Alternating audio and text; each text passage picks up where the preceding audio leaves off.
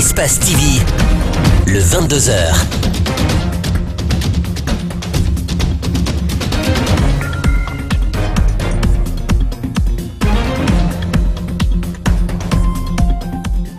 Vous regardez Espace TV, c'est un plaisir de vous retrouver, mesdames et messieurs, bonsoir. Et tout de suite, les titres de cette édition d'information.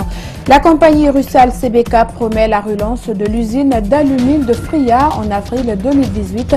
Fermée depuis 2012, la compagnie, en compagnie des autorités guinéennes, a débrayé la voie du tout nouveau train ce vendredi. Les habitants de Simbaya, dans la commune de Matoto, ont investi la route Le Prince au crépuscule de la journée du jeudi pour cause de la détérioration de la desserte en eau et en électricité. L'association Reporters sans frontières dénonce la chasse aux journalistes en Turquie. Elle a mené une action devant l'ambassade de Turquie à Paris ce vendredi pour dénoncer l'incarcération massive de journalistes par le régime. Bienvenue à tous et merci de vous informer sur Espace TV. L'usine d'alumine de Fria sera relancée en avril 2018, promet la compagnie Rusal CBK. Ce matin, la compagnie a procédé au démarrage du tout nouveau train qui va désormais rallier Fria-Conakry, une cérémonie qui a connu la présence des autorités guinéennes. Mohamed Valek Touré et Lamine Silla. Un projet qui marque le retour de l'usine Fria dans l'industrie guinéenne. La compagnie Rusal CBK a procédé au premier essai de ce train qui va désormais rallier Fria-Conakry. En un temps, la compagnie a réalisé le dégagement de cette voie principale, autrefois occupée par les ordures, pour permettre le démarrage des travaux. Je bénis ce projet. Et donc j'appelle à tous les Guinéens et je vous témoigne que ce projet va démarrer au temps prévu et tout ira comme avant, même encore mieux. Un plus pour la population guinéenne qui attend avec impatience la relance de cette usine. Les équipes déployées sur le terrain par la compagnie sont à pied d'œuvre pour la réussite du projet prévu en avril prochain. Un ouf de soulagement pour les autorités présentes avant de mettre un accent sur les relations entre la Russie et la Guinée. Fria, c'est tout un symbole. Le président de la République a promis aux populations de Fria que l'usine va redémarrer. La cérémonie d'aujourd'hui marque, je ne dirais pas le point de démarrage de l'usine, mais ça marque un jalon important. Ça veut dire que le chemin de fer est fonctionnel et nous serons à la livraison du chantier au mois d'avril, Inch'Allah. Le redémarrage de cette usine est une première étape, une étape importante dans la réalisation de cet objectif-là. Et nous comptons sur Rusal, nous avons confiance en eux parce que jusqu'à présent, ils ont respecté leurs engagements malgré toutes les difficultés et ils peuvent compter sur notre soutien. Des inquiétudes en ce qui concerne le jet des ordures par les populations sur la voie principale préoccupent tout de même la compagnie qui emploie les techniciens sur le terrain. Comment résoudre la problématique de la gestion des déchets plastiques à Fria? C'est autour de cet idéal que les jeunes de la Cité de l'Alumine, au terme d'une formation sur le développement durable, se sont réunis en synergie pour s'investir dans la lutte contre l'insalubrité. Et lors de la seconde édition du festival, ces jeunes enfants ont plaidoyé à l'endroit des populations et des autorités à tous les niveaux. Idrissa Bari et Salifou Lifo Sissé. Au lendemain de chaque spectacle, ces jeunes engagés dans la protection et la sauvegarde de l'environnement viennent tous les matins ramasser les sachets plastiques sur ce terrain situé au cœur de la commune urbaine de Fria. Par ce acte, ces acteurs de la société civile, réunis en synergie, s'engagent dans la sensibilisation des habitants de Fria sur les risques que constitue la présence des déchets plastiques dans leur cité. Nous allons commencer la sensibilisation par chose. Nous avons pris d'abord un cible, les immeubles. Nous allons venir faire la sensibilisation des populations de là-bas pour qu'ensemble nous ayons un résultat vraiment positif à l'action là. Outre les plastiques, La ville de Fria, qui abrite une usine d'alumine, est aussi exposée aux déchets solides et chimiques qui, au dire des membres de la synergie, entraînent la destruction de l'environnement et la dégradation de la santé des populations. Dans son plaidoyer, la synergie des jeunes pour la gestion durable des déchets plastiques invite les uns et les autres à la réduction considérable du taux d'utilisation des sachets plastiques. À la promotion des sacs biodégradables fabriqués dans les sous-préfectures, notamment Tormelin, au reboisement des espaces identifiés en collaboration avec les autorités préfectorales, communales ainsi qu'avec la direction Russal-Frigia. Aux autorités et responsables des sociétés implantées à Fria, nous leur demandons la mise en place des poubelles à chaque carrefour de la ville. La synergie des jeunes pour la gestion durable des déchets plastiques est née de la formation initiée par la direction générale du Festival de Fria. Les habitants de Simbaya, dans la commune de Matoto, ont investi la route Le Prince au crépuscule de la journée du jeudi pour cause de la détérioration de la desserte en eau et en électricité. Un reportage Gibril Ba et Ibrahima Souri Sengsouma. Pas d'incident, mais la furie des habitants de Simbaya s'est manifestée sous Le Prince. Le déficit de l'eau et du courant les met mal à l'aise. Il y a trop de moustiques qui nous piquent. Et puis vous connaissez quand même la conséquence des moustiques. Les moustiques, quand ça pique aussi, ça donne de la maladie. La maladie, c'est quoi? C'est le palu. Les jeunes manifestants ont été rejoints par les femmes. À les écouter, elles ne peuvent assimiler leur quotidien à l'obscurité. Nous souffrons à Simbaya, je vous assure. Pas d'eau, pas de courant. S'il vous plaît, dites cela à Alpha, qu'il pense à nous. Ce jeune définit en d'autres termes les conséquences liées au manque d'électricité dans sa localité. Nous voyons un peu la situation un peu dangereuse, surtout la nuit. S'il n'y a pas le courant, c'est très difficile. Eh bien, nous savons qu'il existe du banditisme dans les quartiers. Le gouvernement montre toute sa préoccupation suite aux perturbations électriques. Il a envisagé des mesures urgentes lors de son dernier conseil des ministres. Parmi ces mesures, l'on retiendra la réhabilitation de certains barrages hydroélectriques, l'installation des compteurs prépayés. Tenue ce vendredi à Conakry de la deuxième réunion du comité interparti en prélude aux élections communales et communautaires. Ce cadre qui regroupe les partis politiques, la CENI et la société civile vise à échanger autour du processus électoral, notamment sur les aspects organisationnels et techniques. Compte rendu Mamadou Boy Diallo et Kerno Salouba. Les prochaines élections communales et communautaires seront relevées. Selon la CENI, 1318 listes ont été validées avec 29 554 candidats, dont 6 813 femmes. Cette deuxième rencontre du comité interparti vise à regrouper les parties prenantes au processus électoral pour des échanges liés aux aspects concernant la bonne tenue des élections. Pour impliquer tous les acteurs activement à trouver des solutions aux différents défis et difficultés qui pourraient se présenter. Au cours de la rencontre, la CENI est revenue sur la présentation de la liste des bureaux de vote et les dispositions relatives aux opérations de distribution des cartes d'électeurs. On ne pouvait pas laisser chaque citoyen venir regarder les cartes, seulement les commissions qui sont habilitées. Et un voisin ne peut pas se lever pour dire « je viens prendre les cartes de mes voisins ». Un père de famille ne peut pas retirer l'ensemble des cartes d'électeurs de sa famille. Vous ne pouvez avoir qu'un seul mandat. Pour certains partis politiques, la CENI rassure avec de tels échanges autour du processus électoral. Avant, la CENI était taxée de travailler en vase clos.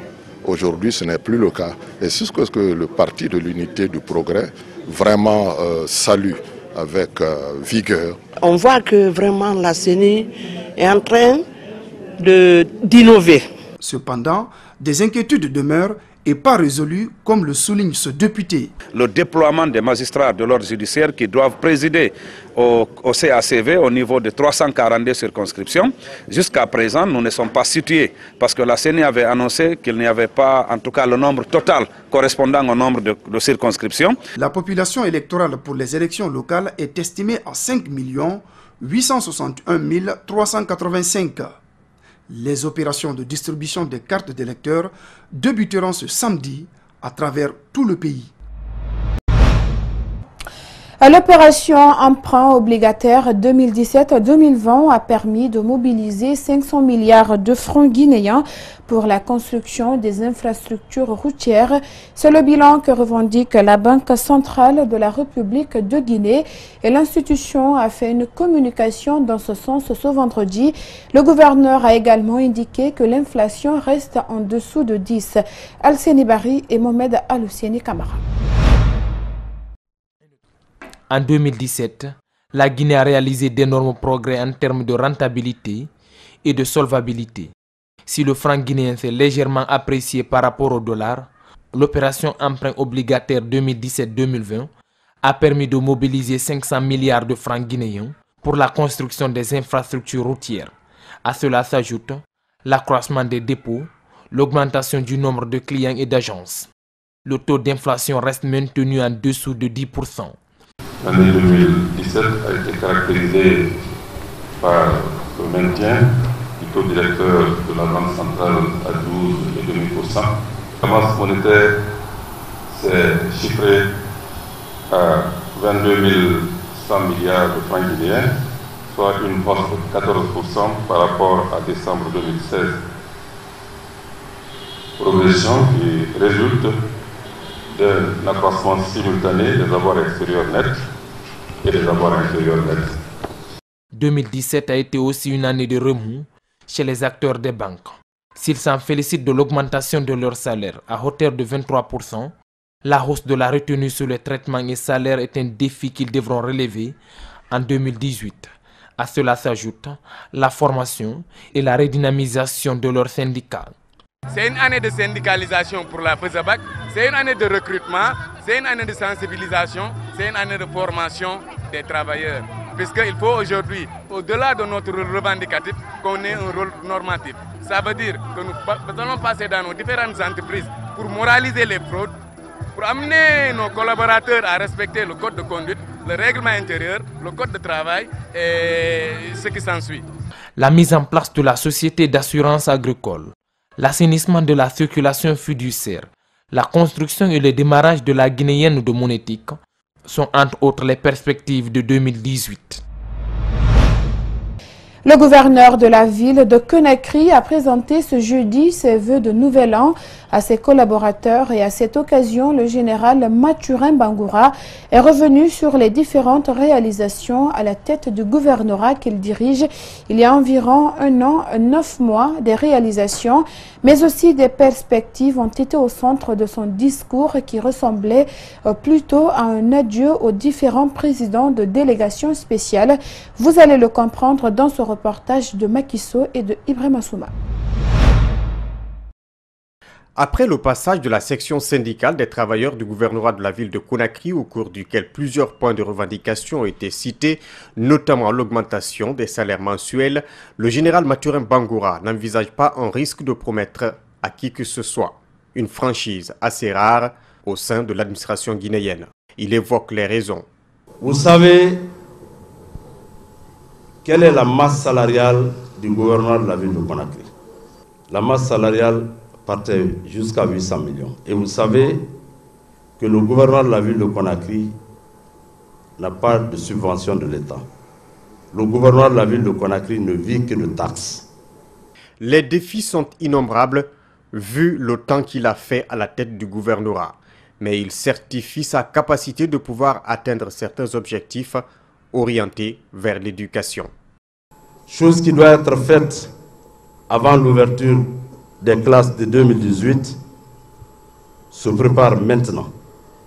On va demander à tout le monde, à l'ouverture, à 3 mois avant l'ouverture des classes, qu'un recensement soit fait et tout enfant qu'on rencontrera dans la rue, qui a l'âge d'aller à l'école, en train de vendre la marchandise est non seulement confisquée et les parents d'élèves sont convoqués au niveau des quartiers.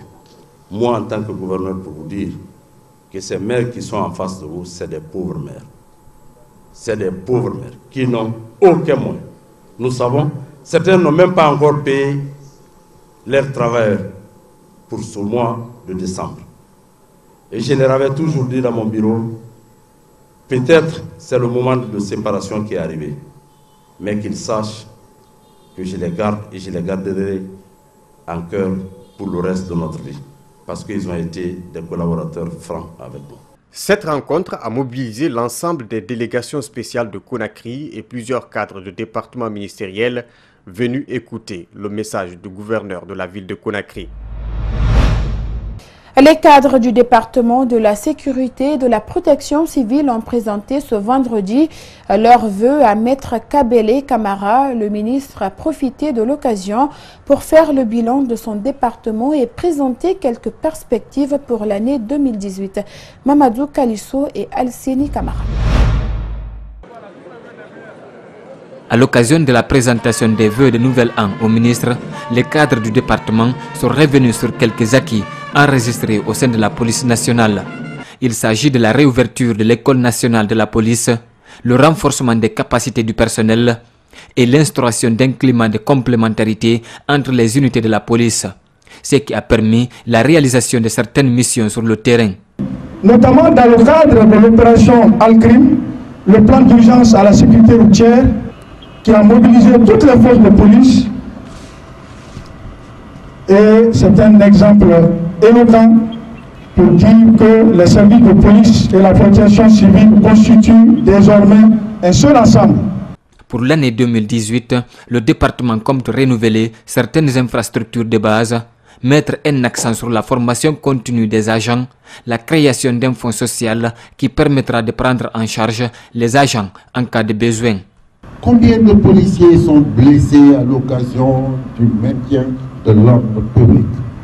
Nous n'avons aucun système nous permettant de les évacuer rapidement. Alors le fonds social a été conçu pour vous, du brigadier jusqu'au contrôleur général.